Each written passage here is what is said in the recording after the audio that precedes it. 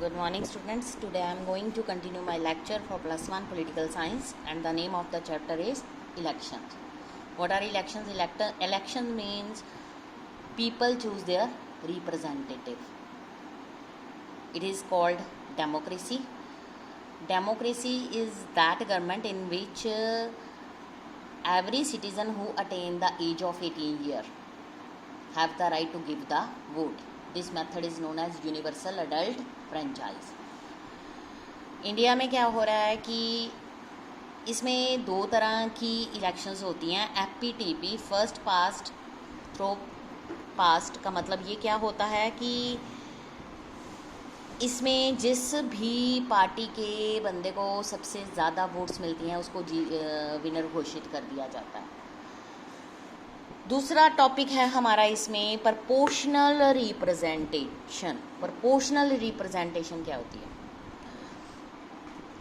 India में जो democracy है वहाँ पर जो इलेक्शंस होती हैं एवरी 5 इयर्स के बाद होती हैं, और जो इलेक्शन कमीशन है वो इलेक्शंस हेल्ड करवाता है. लेकिन कुछ ऐसे देश भी होते हैं जहाँ पर इलेक्शन का सिस्टम बिल्कुल अलग होता है. हमने यहाँ पर एग्जांपल लिया है इज़राइल. इज़राइल में जब वोट्स को काउंट कर लिया जाता है, हर पार्टी को उसकी जो सीट्स होती हैं उसका शेयर दिया जाता है. यानी कि पार्लियामेंट में उनका जो शेयर होता है उसकी इक्वल प्रपोर्शन रखी जाती है. ईच पार्टी उसको एक कोटा को फिल करना होता है सीट्स के लिए. सबसे पहले उसको अपने जितने भी उसने बंदे खड़े किए हैं जिनको नॉमिनी कहा जाता है उनकी एक लिस्ट तैयार करनी पड़ती है. ठीक है, फिर एक प्रेफरेंस लिस्ट को तैयार करना पड़ता है, और ये बताना पड़ता है इलेक्शन से पहले, ये सारा कुछ तैयार करना पड़ता है ताकि पता चल जाए कि कौन से बंदे को उन्होंने प्रेफर किया है, उसको वोट डाली जाए. ये इज़राइल में सिस्टम चलाया गया है. उसके बाद सिस्टम ऑफ इलेक्शन को प्रोपोर्शनल रिप्रेजेंटेशन का नाम दिया गया है PR. इसका मतलब क्या हुआ? पार्टी जिसको सेम प्रपोर्शन की सीट्स मिलती हैं, जितनी उसको वोट डली उतने प्रपोर्शन की उसको सीट मिल गई. यानी कि अगर उसको 78% वोट मिली तो इट मीन्स उसको 78% सीट्स मिल गई, तो उसको विनर घोषित कर दिया गया. एक बंदा है उसको अलग एक ही जगह से खड़ा हुआ है, जलंधर से खड़ा हुआ है, या हरियाणा से खड़ा हुआ है, या लखनऊ से खड़ा हुआ है, या जिस पंजाब से, जो अलग अलग, उसको पहले ये देखते हैं कि उसको कितनी सीट्स मिली. अगर उसको तो 70% सीट्स मिली, उसके हिसाब से उसको इतना प्रपोर्शन सीट्स का मिल जाए. वोट्स उसको 70% मिली, ठीक है, तो उसके हिसाब से उसकी जो सीट्स होती हैं वो भी उतनी लगा दी जाती हैं. PR सिस्टम जो है उसकी 2 वेरिएशंस हैं. कुछ कंट्रीज जैसे इज़राइल, नीदरलैंड, सारी कंट्री में अलग अलग कॉन्स्टिट्यूंसी नहीं होती, पूरी कंट्री को एक कॉन्स्टिट्यूंसी मान के चला जाता है. और जितनी भी सीट्स किसी पार्टी को दी जाती हैं ये देखा जाता है कि उसका वोट्स में कितना शेयर है, कितनी सीट्स मिली हैं. एक अदर मेथड होता है जिसमें कंट्री को बहुत सारे मल्टी नंबर या कॉन्स्टिट्यूंसीज में डिवाइड कर दिया जाता है. फॉर एग्जांपल इंडिया में 5 कॉन्स्टिट्यूंसीज होता है, वार्ड्स वगैरह. 543 कॉन्स्टिट्यूंसीज हैं. कुछ देशों का नाम उन्होंने यहाँ पर बताया है, Argentina and Portugal. Her party जो है वो सबसे पहले क्या करती है, हर कॉन्स्टिट्यूंसी यानी कि वार्ड में से अपना एक कैंडिडेट खड़ा करती है. ठीक है, और ये देखा जाता है कि क्या वहाँ पर उसको फेवर मिल रहा है, उस कॉन्स्टिट्यूंसीज में लोग उसको फेवर कर रहे हैं. फिर उसके बाद क्या होता है कि जब उसका इलेक्शन में वो जीत जाता है तो उसको विनर कह दिया जाता है. दोनों केसेस में हम ये देखेंगे कि जो प्रेफरेंस फॉर ए पार्टी देखा जाता है, किस पार्टी को प्रेफरेंस दी जा रही है, कैंडिडेट नहीं देखा जाता. सबसे पहले ये देखा जाता है कौन सी पार्टी आगे आ रही है. बहुत सारी पार्टीज होती हैं, सबसे पहले तो ये देखा जाता है कि कौन सी पार्टी सबसे आगे है, फेमस है, लोगों में अच्छे काम किए हैं, उस पार्टी को आगे रख लिया जाता है. मैंने अभी एग्जांपल आपको इज़राइल का बताया. इज़राइल में क्या है कि प्रोपोर्शनल रिप्रेजेंटेशन सिस्टम इलेक्शन का वहाँ पर फॉलो किया जाता है. इलेक्शंस वहाँ पर जो है हर 4 साल के बाद होती हैं, लेकिन इंडिया जो है डेमोक्रेटिक कंट्री है, यहाँ पर इलेक्शन हर 5 साल के बाद होते हैं। हर पार्टी जो है अपने लिस्ट, जो कैंडिडेट होती हैं उनकी एक लिस्ट को तैयार करती है, बट वोटर जो हैं वोट पार्टी के लिए डालते हैं, कैंडिडेट को नहीं देते। उन्होंने ये देखना है कि ये इस पार्टी का बंदा, ये पार्टी अच्छी है, उस पार्टी को वोट डालनी। उन्होंने बंदे का उनके साथ कोई लेना देना नहीं होता। जिस पार्टी को लेजिस्लेचर में प्रपोर्शन के हिसाब से सीट्स मिलती हैं उसको विनर कह दिया जाता है।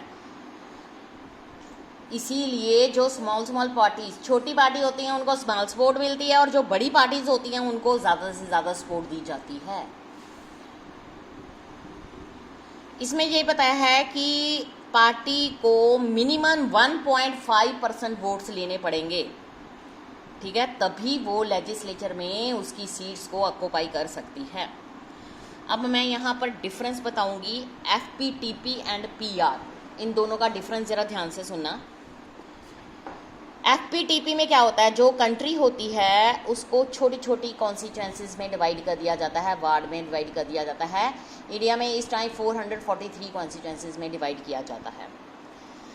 FR में क्या होता है, जहाँ पर बहुत ज़्यादा एरिया होता है वहाँ पर सारे एरियाज़ को इकट्ठा करके एक ही कॉन्स्टिट्यूंसीज बनाई जाती है, यानी कि पूरे कंट्री में सिर्फ एक सिंगल कॉन्स्टिट्यूंसी होती है।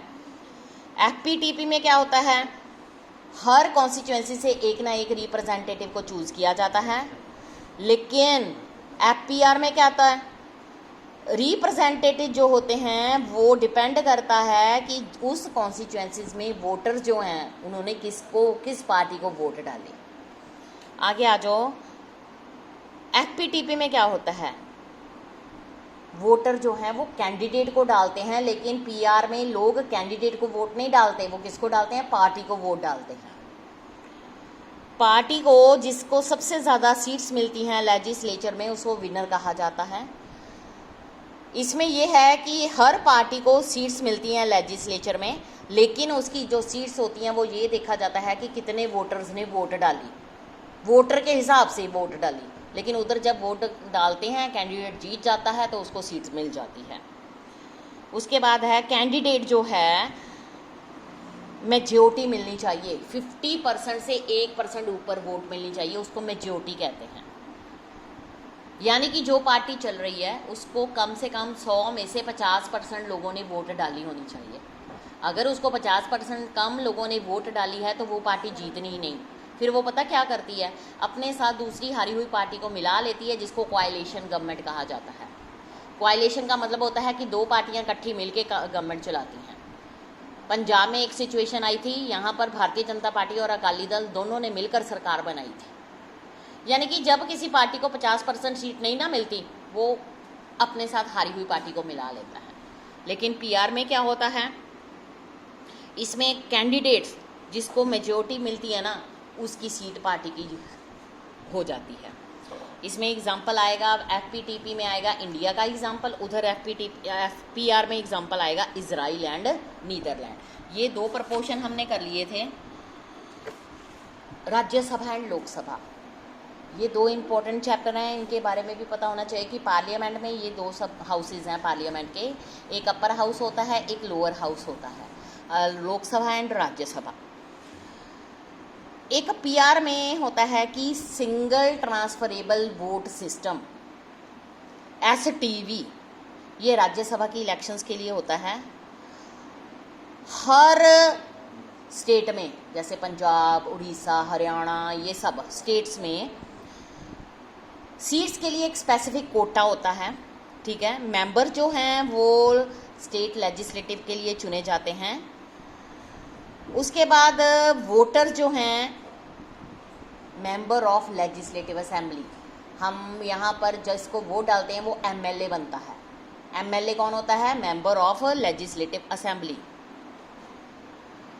हर वोटर को कैंडिडेट्स को एक रैंक दे देना चाहिए, ताकि जब वोट डाली जाती है तो ये देख लिया जाए कि जिस भी कैंडिडेट को डाला है वोट उसने, वो उसका प्रेफरेंस नंबर कहाँ पे है, कहाँ पे आ रहा है वो, ठीक है।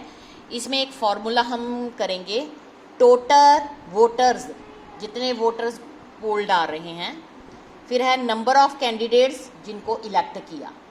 अगर जितने भी कैंडिडेट हैं जिनको इलेक्ट किया है वो 50% नहीं होते, उसमें एक और प्लस कर दिया जाता है, 51% सीट्स बन जाती हैं।